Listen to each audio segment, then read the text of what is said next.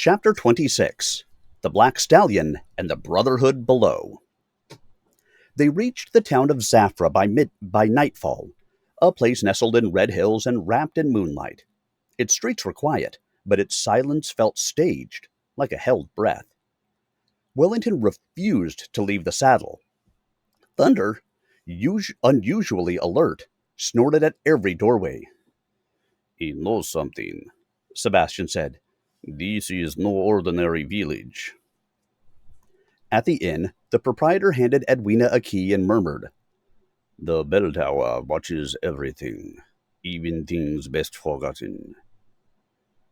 Tabitha looked to the steeple, where a carved weather vane spun slowly in windless air.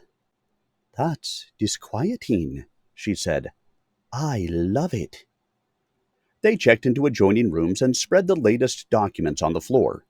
The symbol of the Black Stallion was now appearing on multiple seals and letters. "It's not just a crest," Lewis said. "It's a marker, and I think I've cracked the code on this page." He held up a sheet. Symbols aligned in a pattern overlaid perfectly with a centuries-old map of Zafra. "It leads to the old monastery." Rosario had sent a note with one line, "Ask for the Brotherhood of the Rains." Frank scoffed. "That sounds like a secret society run by jockeys." "It probably was," Tabitha said, adjusting her cloak, "which means it was probably effective." They made their way to the ruined monastery after midnight, lanterns bobbing like stars. A man waited in the archway, dressed in brown wool with a black stallion pin on his collar. "We've been expecting you," he said. Inside, beneath the main hall, was a network of tunnels, clean and lit. Shelves held journals, scrolls, bones, and bridles. "You're looking for the root," the man said, "but you've already found the branch. Claude Bellamy was one of us, a guardian, until he rebelled." "He didn't want it to continue," Edwina said. "He wanted to shed it, and that's why they killed him." He handed her a book. "This is true history, but the bloodlines protect. Not wealth, but memory." Tabitha skimmed it. "They traced power not by money, but by loyalty. Riders, not rulers. Horses as witnesses." Frank stared. "You're saying Thunder's line isn't just noble, it's ceremonial." The man nodded. "The last of the witness line." Lewis exhaled. "And that's why they used him." Sebastian looked at Edwina. "Then he's more than a horse. He's the last truth they couldn't unwrite." In the stables, Thunder pawed the earth once and stood tall. The Brotherhood bowed, and the race to protect the past became a mission to preserve it. But somewhere in the dark, a new rider stirred. Not all bloodlines wanted peace. Chapter 27 Ghost Hooves and the Gambler's Code. The following day brought a storm. Rain lashed the tiled roofs of Zafra as if time itself were scrubbing secrets clean. Lewis remained in the tunnels with the Brotherhood's scribes, verifying entries and tracing the ceremonial witness line. Thunder's lineage was marked with a crimson thread. "Every major treaty was 2 centuries," Lewis said, "had a witness stallion nearby.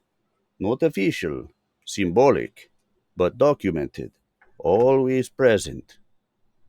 Tabitha and Edwina walked the village square, cloaks soaked, piecing together what Claude may have learned, and what he risked. At the cafe, a woman in black lace handed them a folded card.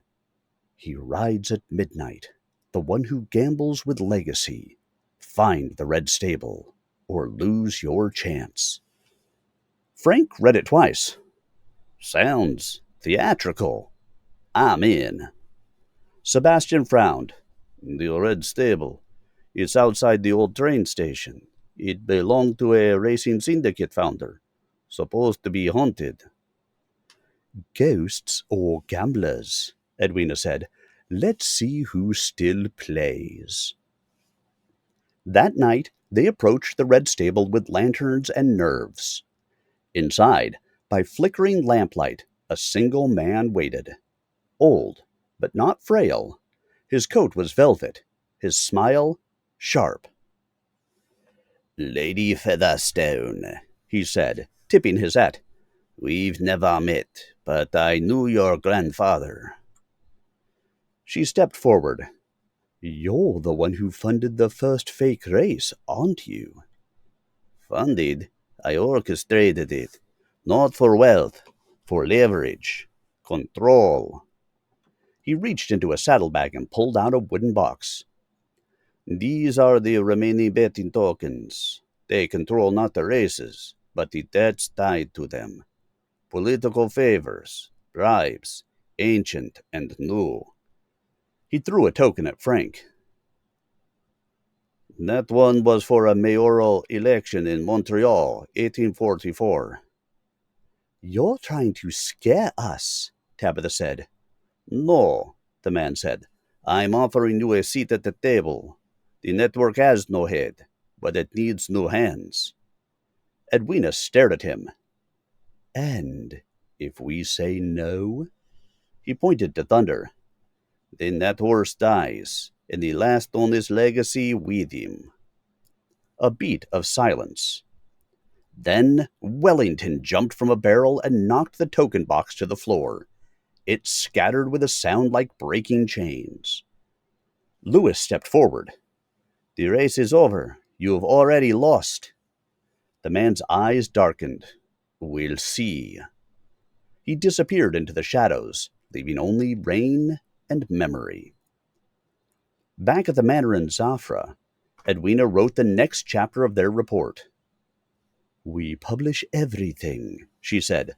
The Brotherhood, the tokens, the threat. Sebastian nodded. Claude's race began with ink. It should end in truth. Tabitha looked at Thunder. And he? Lewis smiled. He leads one last parade, in Madrid. Public, unmissable. Outside, the storm passed, but a new thunder rolled through Spain. Chapter 28. Madrid, Memory, and the Ride of Reckoning. Madrid awaited with banners strung across narrow streets and whispers thick as perfume in the air. Rumors of the Maplewood inquiry, of the Brotherhood, of the last witness horse, had arrived ahead of them. Thunder was housed in the royal stables beside retired cavalry legends. Wellington was given a velvet-lined perch and a silver dish. Lewis met with officials, arranging for public release of the report. Sebastian finalized the translations. Frank handled the crowd strategy. Tabitha organized a series of street lectures that somehow involved marzipan. Edwina prepared the final speech. It must be history and poetry, she said, and leave no room for lies. On the day of the parade, Plaza Mayor overflowed. Nobility stood beside merchants. Schoolchildren held hand-drawn signs. Truth rides with thunder. Trumpets blared. Edwina rode Thunder at the front, Lewis on her right, Frank and Sebastian behind. Tabitha walked beside them in a ceremonial dress, holding the sealed Maplewood report. As they approached the balcony of the palace archives, the crowd hushed. Edwina dismounted. She stepped to the lectern. 4 centuries, she began. Horses bore kings, letters and burdens. But one bore memory. This is his legacy. And ours. The report was handed to the head archivist. Thunder neighed. A cheer rose, deep and wide. Then a gunshot cracked. Screams, movement, chaos. Wellington leaped down. Frank tackled Edwina. Lewis charged. A man with a rifle stumbled from a side street, tackled by a flower vendor. Tabitha ran to the box he'd dropped. Not a bomb. A forged title. One last attempt to destroy the record. Edwina stood, dusting herself off. "Well," she said, "he should have known better than to try and outrace thunder." By nightfall, the truth had spread. The news had spread. The truth had survived. The archive had accepted the report. The witness had ridden. At the royal stables, Thunder was fed apple slices by the Queen's envoy. Wellington lounged with the King's spaniel. And on the manor balcony, Edwina toasted the team. "We wrote the ending," she said, "and gave it hooves." Louis raised his glass. "To the past, and to whatever comes next." Frank grinned. "Let's just hope it doesn't involve more syndicates." Tabitha winked. "Only if they have better hats." The moon shone over Madrid, and in the stillness, Thunder let out one long, triumphant breath. History, for once, was on their side. Chapter 29. Return to Maplewood and the Quiet Victory. They returned to Maplewood in autumn, carried on the last warm wind of the year. The station was quiet. No banners this time. No reporters. Just the rustle of leaves and a faint neigh in the distance. "This is the part they never write about," Tabitha said, "after the applause." Wellington hopped off the train as if he'd personally pulled it. Thunder followed with slow, assured steps, wearing no garland, no ribbon, just dignity. Potts met them with tea and letters. "One anonymous thank you from Paris," he noted. "One cake from a grateful syndicate whistleblower in Prague, and one very polite invitation to testify before the Belgian Parliament." Frank groaned. "Can we decline in pastry form?" "We're not heroes," Edwina said that evening by the fireplace. "We're stewards." Louis nodded. "Guardians of stories, and the ones who finally told them." They resumed life with touches of absurdity. Sebastian taught Thunder to respond to subtle whistles. Tabitha began writing a book. Frank offered commentary to anyone within earshot about "that time I wrestled syndicate secrets from a Spaniard while wearing boots made of hope." And Edwina tended her garden. Tulips, tomatoes, thyme. Then, one day, a letter arrived. No seal, no signature. "You did well, but there are more truths. If you ever tire of peace, come east. The Black Mare rides again."